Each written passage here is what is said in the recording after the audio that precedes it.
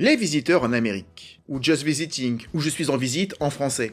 Pour comprendre les raisons d'un tel échec, d'un tel naufrage, qui avec le recul était évident avant même le début du tournage, on va l'évoquer, il faut revenir en arrière, en 1998, une splendide année pour la France, en pleine sortie des Visiteurs 2, alors que Jean-Marie Poiret et Christian Clavier, le binôme à l'écriture, avaient envie d'enchaîner tout naturellement avec les Visiteurs 3. Le destin de nos deux personnages, Godefroy et Jacouille, étant plus que jamais incertain. On ne pouvait pas ne pas donner de leurs nouvelles dans un futur proche. C'est mon studio. Pourtant, il faudra attendre 18 ans. Vous connaissez tous, ou presque, l'origine de ce projet. On en a parlé dans une vidéo il y a quelques années qui est un petit peu vieillie, d'où le remake que je propose aujourd'hui. On avait déjà vu comment John Hughes, réalisateur, scénariste, mais surtout producteur, avait vu le film Les Visiteurs dans un avion en route pour Paris, et comment à la descente même de l'avion, il se mit en contact direct avec la Gaumont, puis avec Jean-Marie Poiret pour acheter les droits du film. Merci, très gentil, très flatté. Ouais. Non, rien à foutre.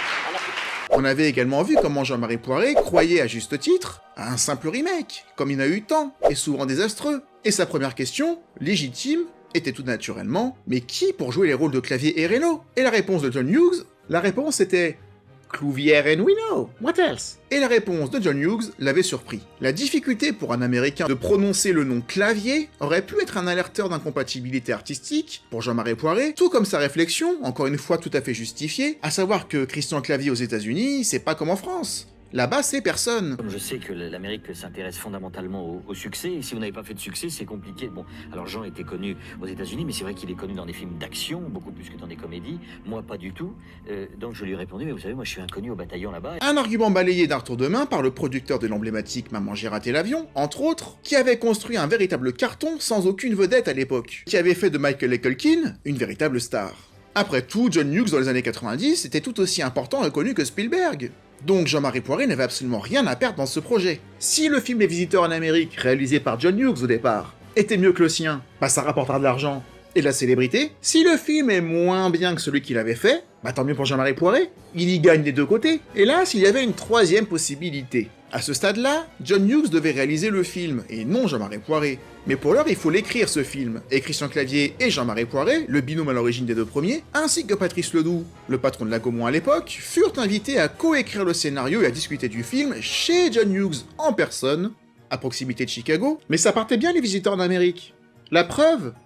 Regardez, un chauffeur les attendait à Chicago pour les emmener à destination. Bel accueil, personnalisé, comme trois véritables stars qu'on attendait. Mais la route était assez... comment dire... assez déroutante.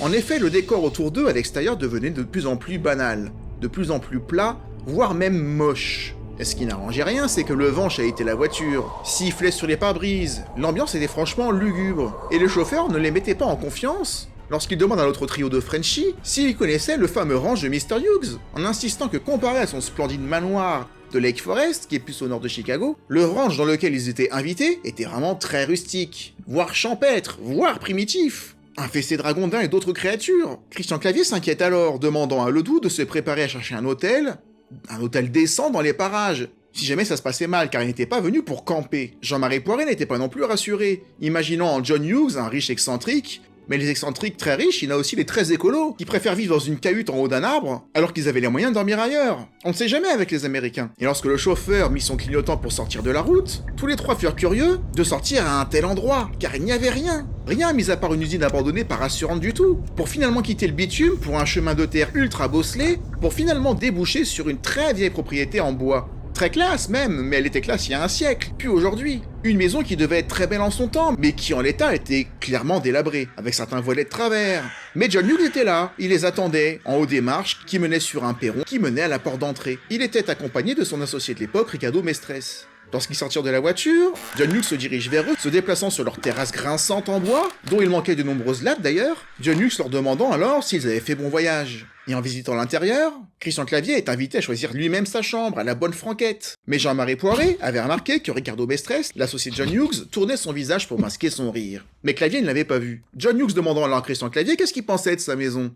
Et plutôt poli et même embarrassé, Christian Clavier disait à quel point la maison était pour le moins, disons, authentique. Bien évidemment, c'était une blague, mais une énorme blague super bien montée. Ils font ça en grand, les Américains. C'était une maison d'anciens exploitants agricoles qui avait été abandonnée du siècle précédent. Cette maison était inhabitée depuis des années. Et le vrai ranch était un petit peu plus loin. Bien évidemment, bien plus luxueux, à l'américaine, avec des projecteurs, avec de la piscine, avec tout ce que tu veux. Même si Jean-Marie Poiré appréciait plus la première maison, dans le cachet qu'elle avait potentiellement, lui, il aurait plutôt retapé l'ancienne maison plutôt que s'installer là. Ça montre déjà qu'il y avait une différence. Ils n'étaient pas vraiment faits forcément pour s'entendre. Count Thibaut VI and his loyal servant Andre. Stupid peasant. Thank you, sir. Mais tout ça pour dire que ça partait bien, quoi. La blague était bonne. Il y avait de quoi être ambitieux, il y avait de quoi bien se marrer, et là, ça va se gâter assez vite. Jean-Marie Poiré n'était pas venu les mains vides. Il était venu avec une VHS des Anges Gardiens, qu'il avait tourné 3 ans plus tôt avec Christian Clavier, un film qui, sur le plan des effets visuels, a littéralement impressionné John Hughes. Voire plus qu'impressionné, ça lui a fait peur. Bien qu'il ne l'ait pas dit tout de suite, John Hughes a réalisé qu'en tant que réalisateur, donc, il n'avait jamais fait de film à effets spéciaux. Ferris Bueller ne s'y prêtait pas. Et j'adore la réflexion de Jean-Marie Poiré qui se confie, qui se lâche dans son bouquin. Écoutez ça, c'est vraiment bien envoyé. Quand John a vu Les Anges Gardiens et sa flopée d'effets visuels qu'il trouvait splendides, il a compris que lui n'en avait jamais fait. Les Amerlocs ne sont pas courageux. Ils ne font que ce qu'ils savent faire. En somme, ils n'apprennent jamais rien. Bonjour l'ambiance. Sauf que ça va avoir un impact. John Hughes ne souhaitait pas réaliser le film. Mais l'a-t-il vraiment voulu un jour? Car c'était sans doute la façon détournée mais polie de le dire. Ce sera à Jean-Marie Poiré de le réaliser.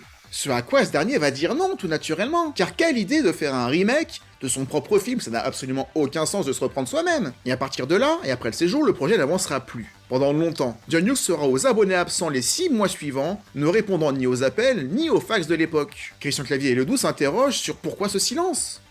Pourquoi 6 mois? Mais Poiré, il le sait, lui. Il ne le dit pas, mais il le sait. C'est parce qu'il a dit non pour le réaliser. Ce qui paraît, au regard de Clavier et de Ledoux, plutôt prétentieux, car après tout, un petit réalisateur français, quelle importance pour John Hughes et pour les Américains? Mais Poiré en est convaincu. C'est alors que Jean-Marie Poiré va répondre: on parie que c'était ça? Erreur. Irréparable. En effet, c'était un piège tout aussi bien monté que le séjour dans la fausse maison abandonnée. Lorsque Jean-Marie Poiré va envoyer un fax à son producteur américain, lui disant que c'était une chance pour lui finalement de réaliser ce film et qu'il regrette d'avoir dit non, et que si John Hughes l'écrivait avec lui et le supervisait malgré tout, il serait heureux de le faire. 1 heure après, une réponse, alors qu'ils ont mis 6 mois à avoir des nouvelles. Et il n'y a pas cette réponse, oh comme c'est bizarre. Jean-Marie Poiré, se sentant piégé, a alors un plan B. Demander un salaire exorbitant et pourquoi pas même un pourcentage sur les recettes du film. Et la réponse était: tape là. Deal. All set? Let's go. They're strangers in a strange land. It's a dragon! It's a red dragon! What the hell are you doing? We have killed it! C'est tout ce qu'il attendait. Du John Hughes et du Disney tout craché, quoi. Parce que oui, c'est Disney. Il n'y avait pas besoin d'attendre le rachat de Star Wars par Disney pour voir qu'il détruisait tout. Le mal était déjà là. They just might make it home. Hi, honey. This is Thibault Malfait. Bonjour. Oh my god. Run behind the chariot, peasant. He can't run behind the car. He's very fast. You can run 70 miles an hour, can you? Have good boots. Maintenant qu'on est dans un bateau qui coule, déjà, l'écriture du scénario va accélérer ce bateau qui coule avant même qu'il n'ait pris la mer. Putain, ça me rappelle quelque chose.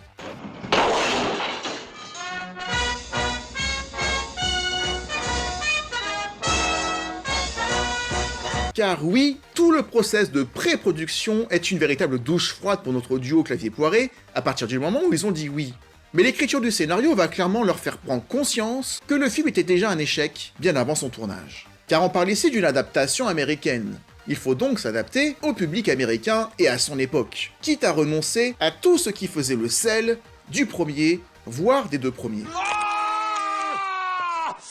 Je ne suis pas une mule, mais une quenouille. Ce con m'a mordu. Je vais faire une piqûre antitétanique parce que vu l'état de ses dents, la septicémie n'est pas loin. Par exemple, commençons par les dents pourries. Les dents pourries, d'après John Hughes, c'était incompatible avec le public américain. Vous êtes fait détartrer les dents, Jacouille s'est fait détartrer, on peut expliquer pourquoi? Oui, alors c'était une des volontés de John Hughes. Aux États-Unis, les personnages qui ont des dents, ils sont un peu rigides sur l'hygiène dentaire ici. Et donc, il n'était pas possible d'avoir des dents avec les chicots qu'on avait dans le film français. Et ça n'a rien enlevé au comique, je dois dire. Donc moi, à un moment, je l'ai un peu regretté, puis après, je l'ai complètement oublié. Mais si c'était que ça, Lorsqu'il s'agit d'écrire l'équivalent des personnages du premier, comme Béatrice de Montmirail, il était également impossible d'écrire un personnage snob aux États-Unis. Parce qu'il n'y a pas de snob là-bas, ça non plus, ils ne l'auraient pas compris. D'ailleurs, tu peux pas faire un accent snob. En fait, il n'y a rien qui ne tient par rapport à la version d'origine. This spring, I need to find a wizard now. Do you mind if I get some coffee first? time will travel I've never ridden the L quite like this before. Rien n'est transposable comme ça quasiment, à part la scène des chiottes. Le point commun que j'ai découvert entre l'humour français et l'humour américain, c'est qu'il y a toujours une blague à propos des toilettes. Si vous vous éclaboussez avec l'eau des toilettes, que vous soyez américain, français ou japonais, les gens vont rire. C'est drôle. Partout dans le monde. Idem pour la scène emblématique du postier et de sa voiture de postier. Là-bas, la Poste n'a pas le même, disons, statut qu'en France. Tout le monde connaît la Poste en France, il n'y en a qu'une d'ailleurs. Là-bas, ce n'est pas aussi emblématique. Mais c'est aussi son chauffeur qui va poser problème. Il y a une chose qu'on n'a pas pu conserver, c'est de faire sortir de la voiture que nous détruisons un noir. Ça, c'est une chose qui ne semblait pas possible en Amérique. Ça a été incroyablement possible avec le côté le sarrasin, un sarrasin. Ça, c'était pas possible ici. C'est la seule et unique chose que je puisse regretter. Aussi, pour ceux qui ne sont jamais venus en Amérique, on peut expliquer pourquoi, une phrase? Parce que ça aurait pu être mal pris ici par rapport à la communauté noire américaine. C'est pas politiquement correct. C'est pas politiquement correct. Je pense qu'au niveau de l'impolitiquement correct et de l'impossibilité de dire quoi que ce soit maintenant, à mon avis, on les a bien rattrapés depuis. Malheureusement. Impossible non plus de préserver le nom de Jacouille. Beaucoup trop grossier pour le public, difficile à traduire d'ailleurs. Ça deviendra, comme vous le savez, André le Pâté. Pâté désignant en fait le foie gras, un véritable concept pour les Américains, voire même parfois un fantasme, le foie gras étant interdit aux États-Unis, en tout cas dans la plupart des États, donc c'était un nom qui sonnait très français. Idem pour le personnage de Dame Ginette. Impossible de montrer une SDF aux États-Unis. À la place, ce sera une jardinière, certes employée d'un patron, mais certainement pas une SDF. L'Amérique était à l'époque, contrairement à la France, en pleine croissance économique, avec le plein emploi. Ça n'avait donc aucun sens de montrer quelqu'un dans le besoin qui faisait la manche dans la rue. En France, malheureusement, et ça aussi ça n'a pas changé, c'était plus réaliste. Mais quand tu mets ça bout à bout, pas de Jacquard descendant de Jacouille dans le film, ça c'est un gros manque. Pas le temps de faire ça. Pas de Béatrice de Montmirail et son accent stop qui était génial. Pas de Jean-Pierre non plus, mais un connard à la place. Il a abordé la question du blé, du patrimoine. Comment peux-tu te préoccuper d'argent à un moment pareil? C'est là qu'on voit que Christian Bugeaud apportait énormément. Le quatuor du 1 pesait beaucoup. C'était pas qu'un film avec un duo. C'était pas qu'un film avec deux moyenâgeux qui foutaient le bordel.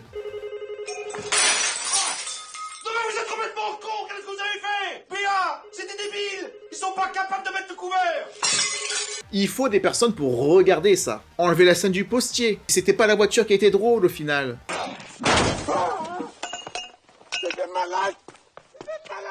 Enlève le château de Montmirail dans le passé et dans le futur avec la cheminée, la chasse au trésor. Qu'est-ce qui reste?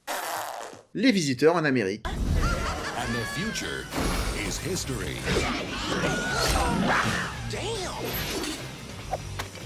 The gentleman can't eat off the floor. He's my servant, and he's not worthy of our company. Thank you, master! Just visiting. Le scénario étant bouclé dans la douleur après 8 mois de bluff et de concessions, place au casting. Un casting que Jean-Marie Poiré pensait contrôler, mais encore une fois, c'était une illusion. Bien que Jean-Marie Poiré va réaliser que les castings aux États-Unis sont très différents de la France. Même les plus grandes stars doivent passer les auditions comme les autres. Et Charlize Theron, oui, Charlize Theron donc était en pole position pour reprendre le rôle de Béa. Elle choisira finalement un autre projet malheureusement, mais au départ, elle avait dit oui. Et les actrices qui vont se présenter pour la remplacer arrivent en nombre, sortant de chez le coiffeur, s'étant fait toute belle, très apprêtée, pour avoir le job. Mais le choix de Jean-Marie Poiré se porte sur Kate Hudson, la fille de Goldie Hawn, qui est très connue aux États-Unis. Pas assez connue, faut croire. La mère l'était, la fille, moins. En tout cas, elle ne valait pas le prix qu'ils auraient dû la payer. Du coup, ils vont choisir eux-mêmes. Ce sera Christina Applegate, qui était peut-être un peu plus connue que la fille de Goldie Hawn, mais un peu plus, pour la payer finalement 3 fois plus cher qu'il n'aurait payé Kate Hudson. La logique américaine, dans sa splendeur. Pour le rôle de Ginette, ou de son équivalent, puisqu'il n'y a plus grand chose à voir, Jean-Marie Poiré souhaitait avoir une actrice afro-américaine, ce qui renforcerait le lien avec André, pris pour un migrant, voire même un ancien esclave en quête de liberté, au-delà d'un voyageur dans le temps. C'est mon boss, je ne veux point être pendu. Comment ça? Mais tu seras pas pendu, c'est interdit par la loi, ce genre de choses, ok? Ok. Ok. L'une des vraies rares bonnes idées du film. Ce personnage féminin afro-américain, descendant d'une famille d'esclaves, l'encouragerait légitimement à s'affranchir de son maître. Répète après moi. Je suis un homme libre. Je suis un homme libre. C'est bien, dis-le encore. Je suis un homme libre. Et en plus, Jean-Marie Poiret avait trouvé l'actrice idéale. Il en a malheureusement depuis oublié son nom. Pour l'anecdote, elle s'était procuré le film Les Visiteurs, ce qui n'était pas si simple là-bas, pour se faire un avis. Et elle a été le voir en disant « J'ai adoré l'audace de faire ça en noir et blanc comme un vieux film. » En noir et blanc ? En fait, elle avait loué le film Les Visiteurs du soir, ou d'un soir, un film qui date de 1942. Ça devait pas être très fut-fut quand même. Elle s'était dit que Jean Reno c'était sûrement le garçon qui était près d'une cheminée là-bas, et que c'est pour ça qu'il rempilait 60 ans après. Enfin, c'est pas méchant, mais en tout cas, c'est pas ça qu'il a mis hors jeu. Si elle n'a pas été choisie, c'est parce que John Hughes s'est dit « Oh, c'est trop délicat, c'est trop touchy, comme ils disent là-bas. C'est comme les postiers, on va les accuser de racisme. Et puis un couple métis, par rapport au Moyen-Âge, c'était pas possible, sauf qu'on n'est pas au Moyen-Âge, c'est tout l'intérêt de montrer qu'on n'y est plus. » Je suis une femme libre. Ok. Bien. On danse.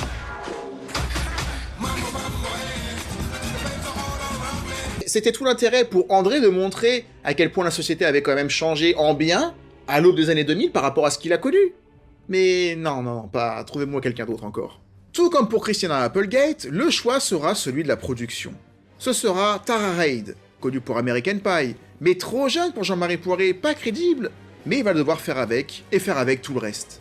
Bien qu'en étant très malheureux sur ce tournage qu'il renie déjà. Le seul choix, ou plutôt le double choix, validé par Poiret, était celui de Matt Ross, le méchant de l'histoire, ainsi que sa compagne à l'écran, Bridget Wilson. Dans le premier film, il n'y avait pas de méchant. Le problème, ça reste le rôle. C'est une logique purement américaine de vouloir mettre un méchant absolument, c'est pour ça que c'est un véritable connard, le Messi Hunter de ce film-là. Faut que le méchant soit puni, c'est ça? Faut que le traître souffre? Ah, c'est original, hein? Il faut un méchant. Je suis le méchant et je veux tuer la gentille.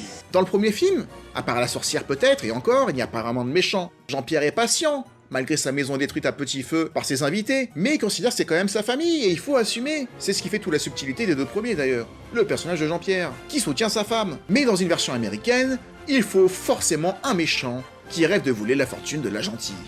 Nous aussi, on est des gentils et on n'aime pas les méchants. En comparaison, c'est ridicule avec ce qu'on a connu, mais encore une fois, il ne faut pas oublier que ce film ne nous est pas du tout adressé à nous, les Français. Tourné entre avril et juin 99, un tournage court comparé aux 17 semaines de tournage du précédent volet, bien plus gourmand en lieu de tournage en costume, en effets spéciaux, pour une sortie prévue à l'origine à l'automne 2000 dans 2000 salles aux États-Unis et en décembre 2000 pour la France. Mais une projection test devant 400 Américains a lieu assez tôt aux États-Unis, et suite à cette projection, la sortie du film a été repoussée à avril 2001. Est-ce que c'était à cause des très mauvais retours des projections test? A priori non, même si elle s'est très mal passée, même si la séance était un flop monumental, et qu'ils savaient déjà que c'était mort, contrairement à ce qu'ils disent dans l'interview. Le comique ne s'exporte pas. Quand c'est français, franchouillard, ça doit pas passer les frontières. Moi, quand je l'ai vu dans des salles ici pour les tests, je veux dire, le public fonctionne quand même aux mêmes endroits et pour les mêmes raisons. Ils se sont juste dit que le film avait plus de chances d'exister au printemps plutôt que face aux mastodontes qui sont sortis à la fin des années 2000 dans le cinéma américain. Si le film voulait avoir une chance, il fallait le décaler. C'était purement marketing et stratégique.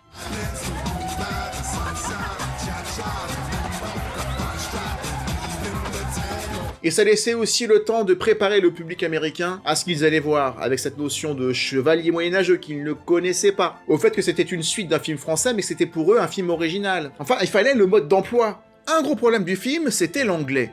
Christian Clavier ne parlait pas un mot d'anglais avant le film.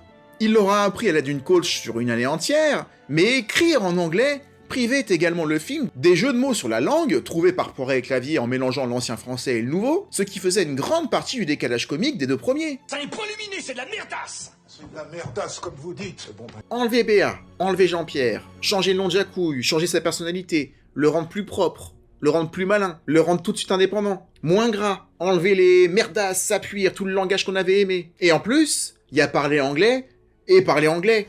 I need to find a wizard now. Do you mind if I get some coffee first? Parce que pour les acteurs français, même Jean Reno qui parlait plus anglais que Christian Clavier parce qu'il tournait aussi à l'international, comme dans Léon, par exemple, bah, c'est pas non plus un pro de l'anglais, donc il a fallu écrire des dialogues plus courts. A wizard sent us to the future. Wow. Pour qu'ils puissent l'apprendre quand même un petit peu plus facilement, et pour qu'ils puissent aussi répondre le jeu des autres. Leur dialogue était aussi plus court, plus simpliste, Les dialogues de ce film sont nuls. André, vous pourriez arrêter un peu? Parce que j'ai l'impression d'être dans une boîte de nuit. Vous voyez, avec... Que ce soit en français ou en anglais. C'est juste qu'en anglais, c'est un peu mieux joué parce qu'on n'a pas doublé ça avec le cul. Mais dans les deux cas, y a personne qui y croit. En fait, c'est pitoyable. C'est pitoyable, mais c'est parce que l'anglais a été un énorme barrage. Qu'on l'apprenne, c'est une chose. Qu'on sache le jouer, c'est encore autre chose. Reste que les projections tests qu'on a évoquées tout à l'heure n'ont pas du tout fonctionné. Le public ne comprenait pas pourquoi il fallait rire, pourquoi les personnages étaient aussi sales, pourquoi ils étaient pauvres, pourquoi ils mangeaient par terre, pourquoi ils rotaient et pétaient à table. Bref, ils ne comprenaient pas. Malgré les explications du début de film et le narrateur qui était là pour ça. La salle est restée calme, silencieuse, de marbre, contrairement à ce que disait Christian Clavier dans cette interview. Il y a un choc culturel qui s'est passé. Le Moyen-Âge ne permet pas aux Américains de rire, ils ne le comprennent pas. Et nous on comprendrait sans doute pas certaines choses qui les font rire eux, c'est pas péjoratif ce que je dis. Il y a que le gag des toilettes où tout le monde s'est identifié. Parce que là tout le monde a compris le décalage. Et encore, ils se sont dit mais... pourquoi ils font ça, puisqu'ils n'ont pas compris qu'ils venaient du Moyen-Âge et qu'ils pensaient que c'était des fous en costume, malgré l'intro, hein. Ils sont peut-être un petit peu cons aussi. Mais nous, qui avions déjà tout vu, ce film n'avait aucun intérêt. Enfin, quand je dis tout vu, c'est presque tout vu. Produit pour 57 millions de dollars, le film ne remportera que 17 à l'international, une véritable catastrophe industrielle pour une Gaumont ruinée, qui aura du mal à s'en remettre, une fin de carrière pour Jean-Marie Poiré qui change son nom pour le film s'appelant Jean-Marie Gobert, mais le mal était déjà fait malheureusement pour lui, il n'assumera pas, n'assurera pas non plus la promotion du film que Christian Clavier devra assurer tout seul, et en France, le film ne fera que 1,2 million d'entrées, ce qui est indigne pour un film du statut des visiteurs. Je me rappellerai toujours de cette salle à moitié vide dans mon bon vieux cinéma habituel. On était une vingtaine, sur une salle de plusieurs centaines de places, et du coup à 20, on s'embarque pas les uns les autres pour essayer de se faire rire, au contraire on s'est tous fait chier, personne n'a ri. Je m'attendais au moins à l'avoir pour mon argent avec les effets spéciaux. Vu le budget du film qui avait quand même fuité, que c'était un film avec des moyens américains, on voulait voir les gags du 1, ça nous dérangeait pas, mais en version... Cette fois-ci, c'est pas la télé qui devait exploser, c'est la baraque. Sauf que la télé, elle explose, mais elle fait aucun dégât. J'ai vu dans la bande-annonce qu'il y avait des poursuites en voiture, ce qu'on pouvait pas faire dans le 1 ou dans le 2. Voilà ce qu'on va voir dans le meilleur des cas. Waouh, super! Voilà la poursuite. Et même si la version US est plus potable, déjà en anglais, les personnages américains étant moins ridicules dans leur langue naturelle, là où en VF, le doublage était catastrophique. Oui, je ferai tout ce que je pourrais. Elle est toute verte. Et voilà, maintenant je suis toute verte. A noter que le début et la fin du film diffèrent entre les deux versions. On n'a pas dans la version américaine cette scène post-générique ridicule de l'acteur Matros qui quitte le tournage, n'étant pas content du sort de son personnage. Et le film commence directement au Moyen-Âge avec une voix off, semblable à celle des deux premiers, qui présente le contexte de l'histoire pour les Américains. Mais nous n'en avions pas besoin, d'où le début à Chicago. En fait, on a réadapté un film qu'on a adapté aux États-Unis pour se le réapproprier pour qu'on puisse quand même le voir en France. Faut quand même se dire que c'est complètement tordu. Faut pas, c'est glucose. C'est glucose. Mais pour autant, ce film a au moins un atout que les 3 autres maintenant n'ont pas. Faut quand même le mettre en avant. Si la partie moyenâgeuse est risible, laide, avec des effets spéciaux désastreux dignes d'une PlayStation 1 de l'époque, car on ne pouvait pas tourner à Carcassonne cette fois-ci, vu que ça se passait déjà en Angleterre. D'où les incrustes dégueulasses du début du film, que vous voyez là, et si la partie présente n'apporte rien de nouveau non plus, là on pouvait s'attendre à au moins un débauche d'effets spéciaux et de pyrotechnie, pas du tout, ou pire, où l'humour a été aseptisé pour ne pas choquer les Américains, qui ont été choqués quand même. Tout ça pour ça. Puisque le film a floppé, mais c'est facile, avec des si, on referait le monde, comme on dit. Mais quitte à être choqué, il fallait y aller pleine balle. Parce que je pense qu'ils ont dû retoucher certaines scènes quand ils ont vu la projection test, ils ont encore dû épurer le truc. Lorsque le film assume son côté remake, par moment, et se démarque enfin de son aîné, en libérant Jacouille, ou plutôt André, en abordant l'histoire plus américaine de l'esclavagisme, de la liberté, ce qui donne un sens à cette envie de liberté d'André qui n'est pas qu'un homme de Moyen-Âge, mais qui est un véritable migrant, métaphoriquement parlant, voulant vivre le rêve américain. Ça au moins, c'est une thématique qui leur parle, et à nous aussi, ça nous parle forcément, puisqu'on a enfin une conclusion satisfaisante pour tout le monde, ce qu'on n'a jamais eu en France. Vous me direz, dans le 1, Jacouille a une conclusion plutôt similaire, mais le 2 est passé par là, malheureusement. Ici, Jacouille devient riche, comme la fin du 1 grâce aux bijoux, mais assume devant son maître d'entrée qu'il veut être libre, même si ça ne se fait pas en une seule fois. Eh bien, parle. Allez.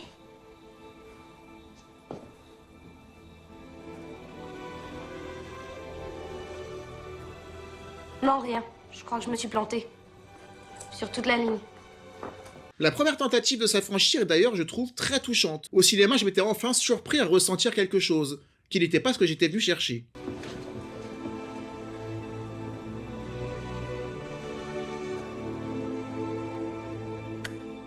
Mais la deuxième tentative l'est également touchante. On voit le trouble chez Jean Reno, qui devait être attaché à son valet sans s'en rendre compte, bien qu'il prétextait un problème de propriété et d'esclaves. C'est un geste noble que tu ferais.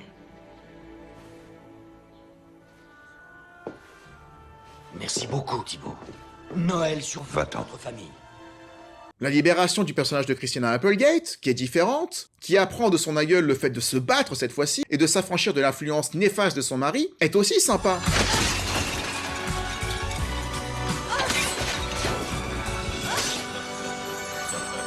C'est peut-être cette vision d'une femme qui se libère, qui va donner aussi envie à Godefroy, ou plutôt Thibaut dans cette version-là, de libérer André. C'est cucu, à l'américaine, mais ça a le mérite d'être un arc narratif qui va au bout. Certes, à la fin du 2, Jacouille demande aussi son émancipation en menaçant de se tuer si jamais il n'a pas gain de cause. Que Dieu me pardonne d'être si faible, mais je le sens troublé par ton plaidoyer. Reste ici si tu le veux. Finalement, Godefroy accepte aussi, sauf qu'il se passe ce qui se passe à la fin du 2. Encore cette pirouette finale qui est là pour amener un 3, sans parler de la fin du 3 qui ne conclut rien.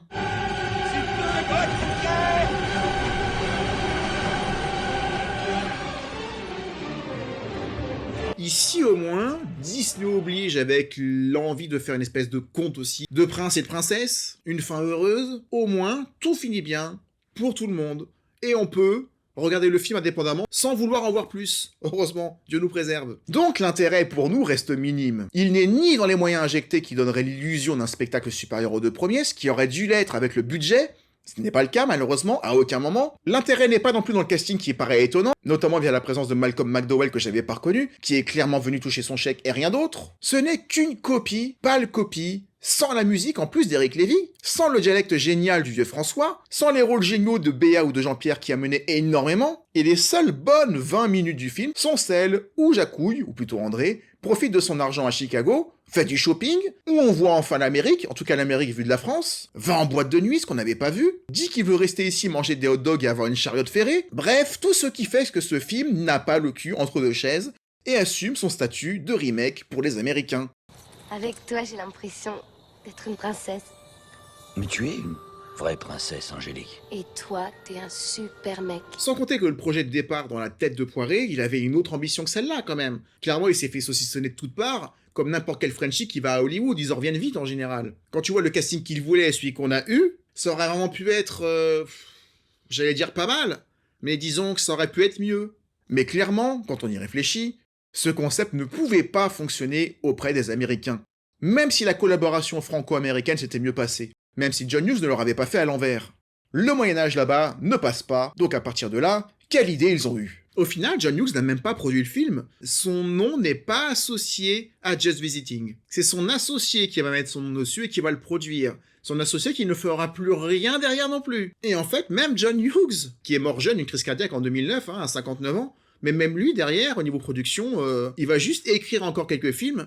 Mais pareil, le John Hughes des années 90, c'était un grand nom, mais dans les années 2000, c'est plus personne. Donc ce film, Just Visiting, Les Visiteurs en Amérique, a foutu en l'air énormément de choses. Y compris Les Visiteurs 3 qu'on aurait dû avoir. Jour, nuit, jour, nuit, jour, nuit, jour, nuit, jour, nuit, jour, nuit, jour, nuit, jour, nuit, jour, nuit, jour, nuit. Taisez-vous, vous.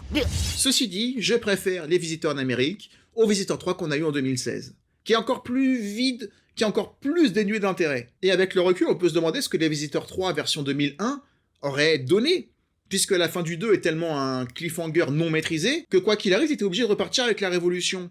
Est-ce qu'en 2001, Christian Clavier s'est dit « Oh, ça va être trop génial, en période de terreur, de voir comment Jacouille va prendre le château à la famille Montmirail ?» Non mais oh! On s'en bat les 18 ans après ou 3 ans après, je pense que Les Visiteurs 3 auraient posé le même problème. Le public n'aurait pas voulu voir, ni en 2001, ni en 2016, nos personnages pendant 90% du film, en pleine Révolution française, en pleine époque de la terreur. Laissez par l'instant juste! On ne juge pas! On tue! Ça n'est pas propice à la comédie, pas plus que d'exporter notre humour aux États-Unis. Donc les Visiteurs étaient condamnés dès la fin du 2. Donc est-ce que c'est pas la fin du 2 le problème ? À vous de me le dire en commentaire, et on échangera là-dessus. En tout cas, merci beaucoup comme d'habitude d'avoir regardé la vidéo jusqu'au bout. Qu'avez-vous pensé de ce remake de mon ancienne vidéo? Je pense être allé beaucoup plus loin dans les anecdotes que je n'avais pas. C'est pour ça que j'ai refait les vidéos sur les 3 premières parce qu'il en parle beaucoup. En tout cas, merci pour ceux qui ont apprécié la vidéo, de mettre un like, de mettre un commentaire sur ce que vous avez pensé du film, ou de la vidéo, ou des deux. Si vous savez pas quoi dire en commentaire, voici de quoi vous inspirer. Arrêtez, mais qu'est-ce qu'il est con! Et ça ira très bien. Pensez aussi au petit boost pour faire monter la vidéo dans l'algorithme. Faut juste scroller vers la droite au niveau des commentaires et vous pouvez mettre des petits points, ça aide la vidéo à fonctionner et je vous en remercie beaucoup. On se retrouve dans quelques jours pour une autre vidéo, un autre sujet, et comme je dis à chaque fois, prenez soin de vous. Ciao.